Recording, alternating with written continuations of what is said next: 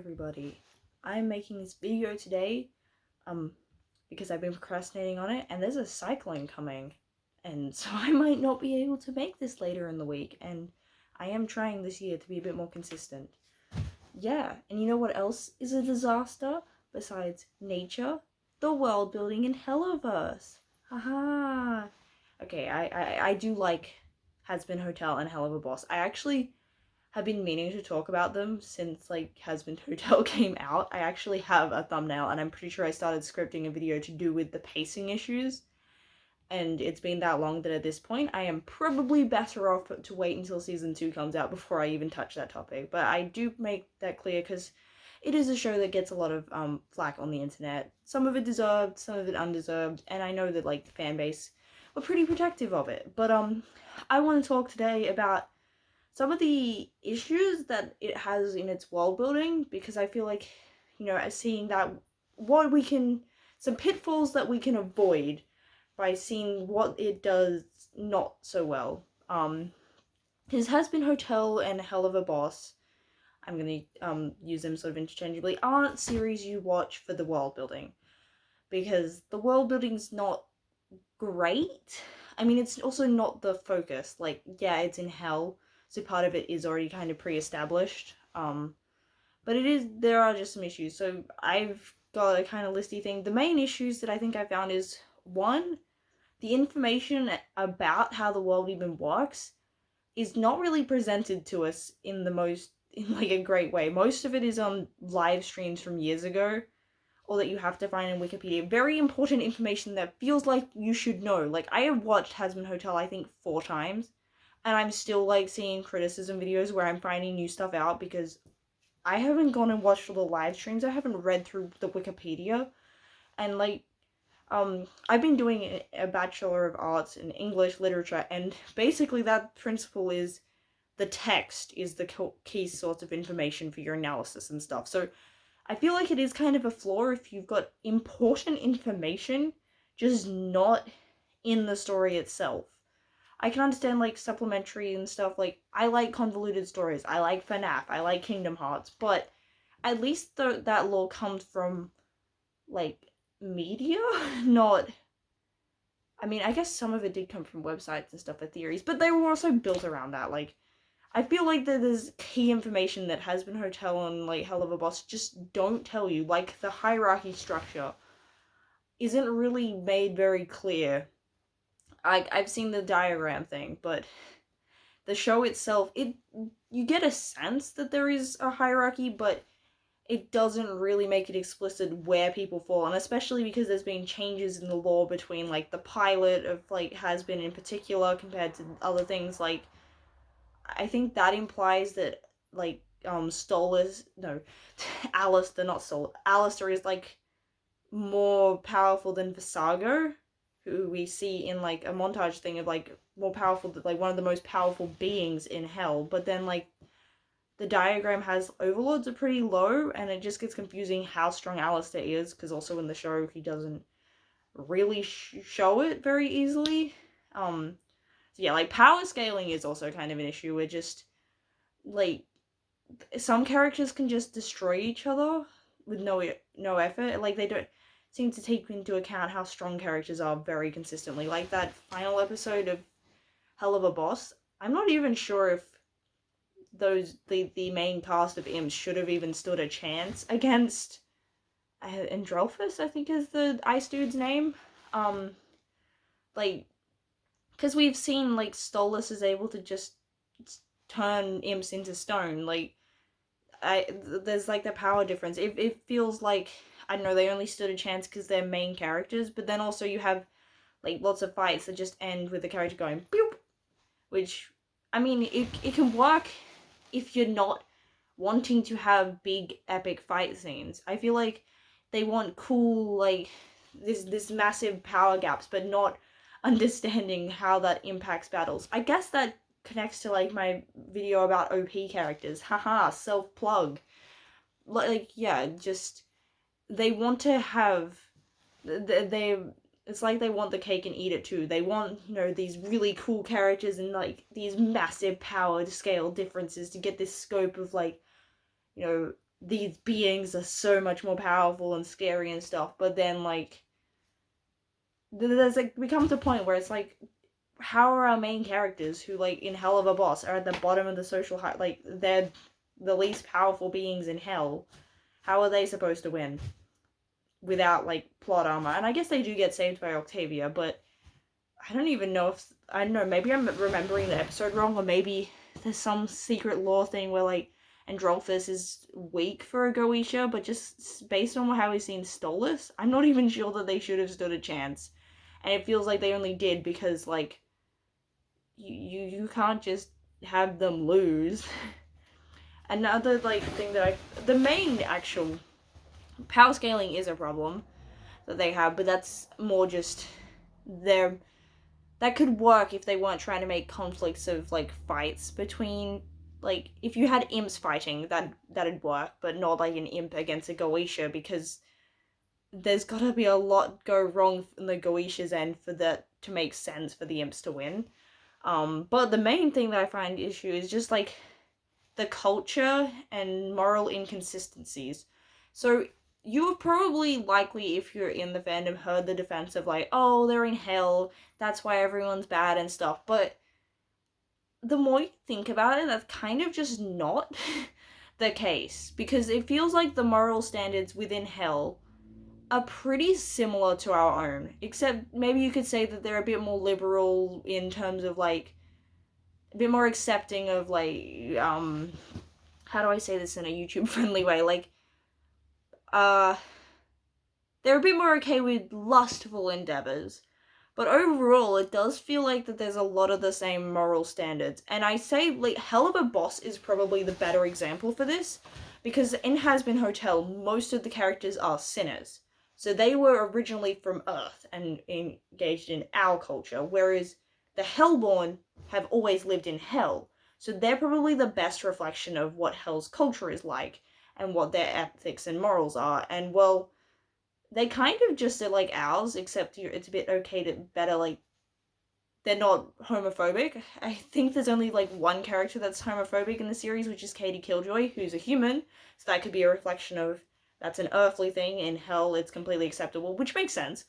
But, like, things like monogamy and, like, not cheating is definitely, you know, something that they believe in.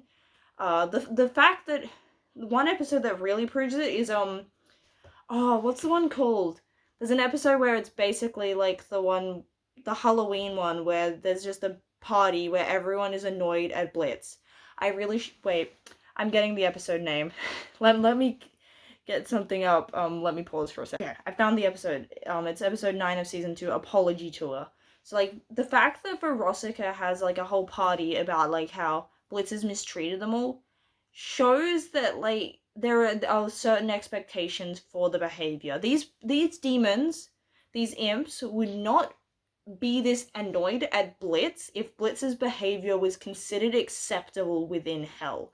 If this was just a normal standard of, this is just how we are all just evil, we're all just bad people, this is hell, like, yes, that defense is used by Blitz, but, like, Veronica kind of doesn't accept it. And, like, the fact that there's that many people there indicates that he's doing things that are just not acceptable in their society. And I feel like that this defense of, like, oh, well, it's okay to do bad things because, like, it's hell, it's applied really inconsistently. Like, the one example of, the biggest example probably of the inconsistency is the way that, SA is treated. There are, I think, there are at least 3 characters that get SA'd across the 2 series. So you've got Moxie, who is SA'd by Veronica and the gang, and that's played as a joke. That's just like, hee hee ha ha, that's just meant to be funny. Which, I mean, it's an edgy show, like, sure, you could say it's problematic, but, like, okay. Then you've also got Serpentius, who gets, in, I think it's episode 6 of, Hazbin, I'm pretty sure, like, where in the bar he gets dragged away. That's played as a joke. But then you've got Angel Dust, who, that is treated as really serious. And it creates a problem with just, I don't know if this is purely a world building thing or just like a problem with like trying to get your message across, especially considering that that's the crux of like Angel Dust's drama and stuff. Like they treat it like it's supposed to be a serious thing and we're supposed to take it seriously, but like you can't have this a plot line about, you know, the importance of, you know, believing like how bad this stuff is and then also treat it like a joke. It just creates an issue like that.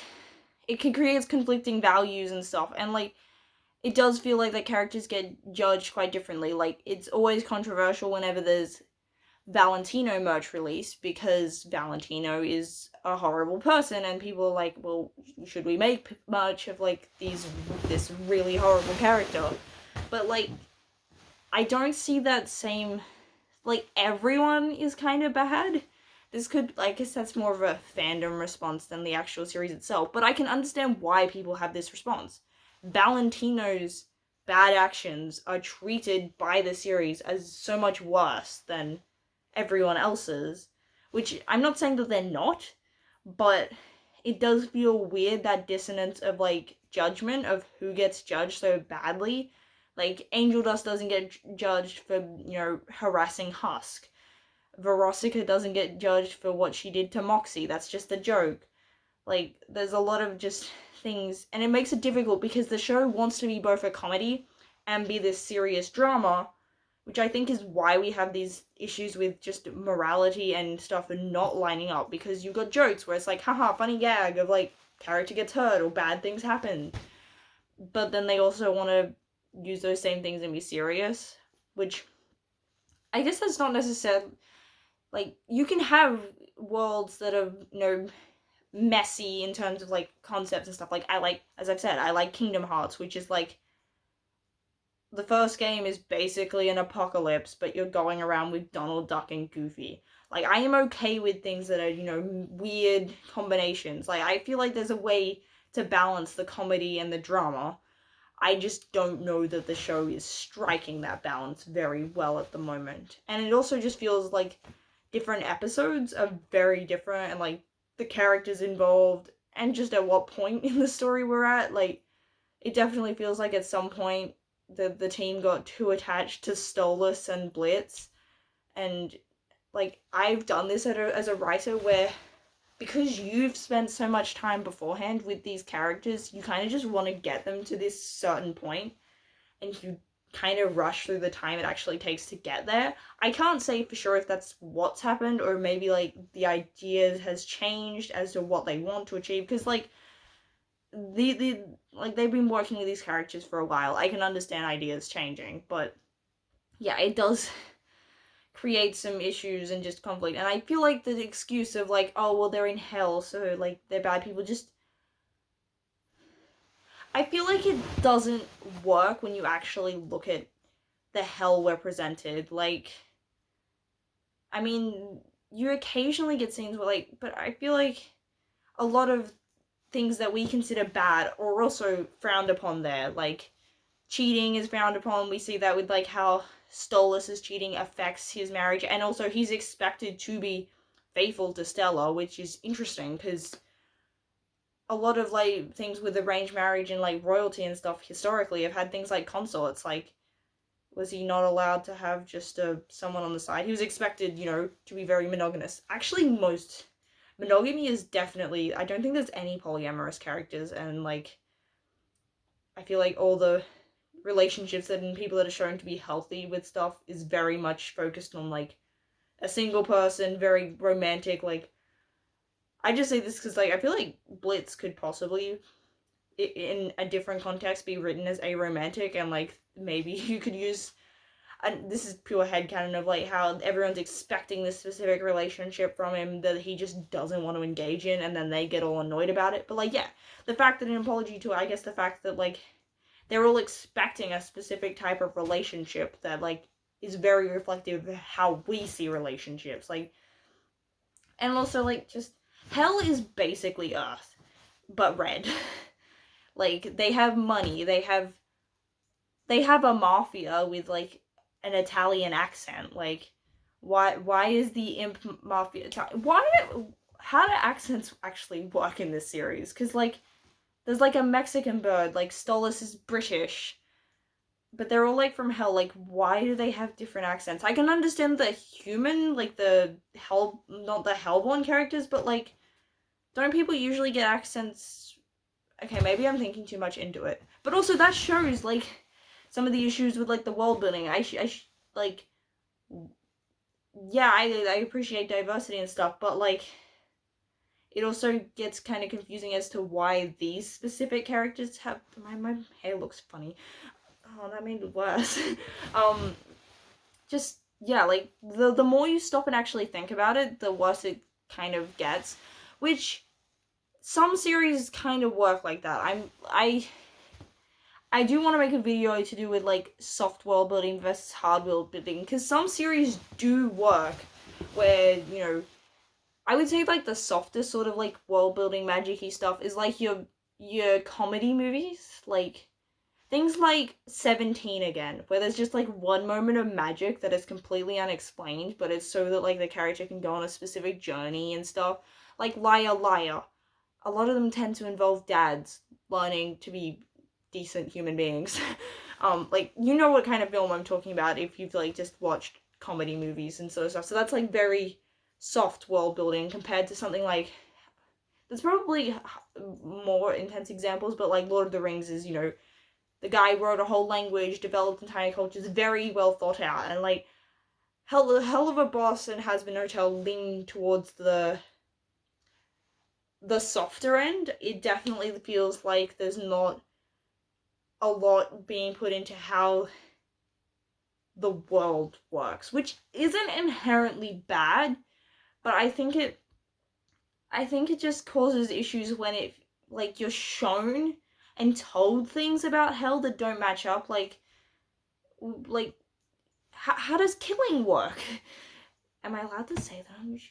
But, like, that is such a big plot point. I have watched Hazbin Hotel, like, 4 times, I think, and I still have no idea, like, how, like, what happens to them when they die, which wouldn't be a problem if they didn't establish that, like, they can die in the first place, because, well, I think they can. Like, yeah, they can be exterminated. Like, this is kind of plot relevant as to what happens to them afterwards. And especially with, like, the Serpentious thing, like, do they just come back? But that wouldn't make sense, because they're doing it for population control, right? If they just respawn, that doesn't help cull the population, unless, like, it takes them a certain amount of time, but that also wouldn't... Like, it's things like this. Like, the more you think about it, this is getting ranty. I was mostly here just to talk about, like, how my frustrations with the critique, with the thing, like, oh, like, it's hell, they're bad people and stuff, like, just to absolve criticism. I don't know, the way characters are judged for morality can feel very unfair, in, like, that some characters get judged more harshly than others and stuff, and, like, certain types of bad things tend to rub people more the wrong way. That's, like, I think there was a horror game in the last couple of years, The Coffin of Andy and Lele, I think it's called, which had some topics that, like, really annoyed people, but, like, in horror you get a lot of things about murder, and, like, that kind of stuff doesn't... Like, violence is less taboo than other topics, despite the fact that in real life, often that's one of the worst things you can do. Like, I had a point. Yeah, I really do, like, as much as the Helluva series do have a lot of issues that I have with it, I like, there is a reason why I keep coming back to it. I don't know what it is, because, like, there's so much that I am not a fan of direction-wise, like, and there's so much potential there that the more you think about it, the sadder you get, because it's like, this could be so much better than it is. But, like, I'm gonna watch season 2 when it comes out. I'm gonna watch season 3 of, like, Helluva Boss as it comes out. Like, I've been watching the episodes as they've come out since I got into it, which I feel like it was halfway through season 2. It was before the it was before the Frizzeroli mid-season thing. So, like, for most of season 2, I've been watching them as they've come out. So, like, what? Hazbin Hotel's probably, like, a year at this point. I've been following this series, and I like it. I've drawn fan art, I have a video about, like, redesigning characters for fun. I feel like that, I think the reason why these moral things is so frustrating is it muddles the values and message of what I think they're trying to say, gets sort of bogged down by what's they're actually showing. They're telling us one thing, showing us another, and it, like, you can tell that they, you know, like, especially with the whole essay thing, like, for it to be such an important, vital part of one of your main characters, and then also for that same issue, for other characters to not be treated seriously at all, really cheapens and weakens the effect, and especially considering that the representation is already controversial for reasons that, if you're unaware, there are plenty of videos about it. I would link them, but I actually probably should. There are some good videos talking specifically about why it's controversial and some of the issues with it. And yeah, it just doesn't help when the standards are so inconsistent, and, like, you can't just say, oh, well, they're bad people because they're in hell, because that doesn't reflect the hell we're shown. Like, you've got things where they, like, oh, it's hell, like, in the Hazbin pilot, for example, they're just like, pew, pew, pew, and stuff, but, like, most of the time, everyone seems to just be traumatized. Like, there aren't a lot of people that come across as genuinely evil, unless they're a villain. Then they're just a one-note evil person, like Stella, who could have been so much better, could have been so much more nuanced, like, especially, like, that is also something that feels like it's an issue, where they want to be this serious show, serious adult, like, complex ideas of morality and goodness, and then they just don't do that. They just, I don't know, maybe it's just that our expectations are different to what they ever intended. Maybe Stella was never intended to be more nuanced, but I think there's something that can be frustrating when it feels like there's this potential, that there's nuance that it feels like they're building up to and then taking that away. It's different from when something appears simple and then it's like, oh wow, this is complicated, whereas sometimes in this series, it feels like it's like, wow, this is going to be really cool and nuanced. And then it's like, oh, they're just a cartoon villain, which, okay, yeah, it is. You know what I meant by cartoon. Like, just a simple two-dimensional villain that you'd get in a kid's show. And, like, that'd be fine. Like, Mammon and Adam work because that feels like that's what they were set up to be. Whereas characters like Stella feel like that they were set up to be more than that. So when all you get is something very simple, it feels like something's lost. I think I'm gonna shut up now, because I hope that I've made some points. My ears are starting to actually get a bit annoying dangling. Hope you like that I wore the red. It's actually pink, but I don't have a lot of red clothes. And I had to try because the series is very red. All my red clothes basically are like shirts for other series, and I'm like, I can't wear my Team Rocket shirt talking about this, and you wouldn't have seen it very well anyway, because I'm on a beanbag in my room in front of my cupboard. But I hope you enjoy this video. It is a little bit rushed, I'm sorry about that. Uni is time consuming, and also I wanted to get this out before I don't have internet later in the week, which is possibility because cyclones. Yeah, so if you're writing it's a society where people are just supposedly all bad, actually follow through on that. If you're going to write hell and that everyone is just a bad person, understand that people aren't going to be as angry at characters for doing bad things, because that's going to be normal to them. Just, yeah, I guess consider how your concept, like your world, would actually affect the attitudes of the people living within it, instead of just making them normal people that apparently live in this world but don't reflect that in their behavior. Yeah.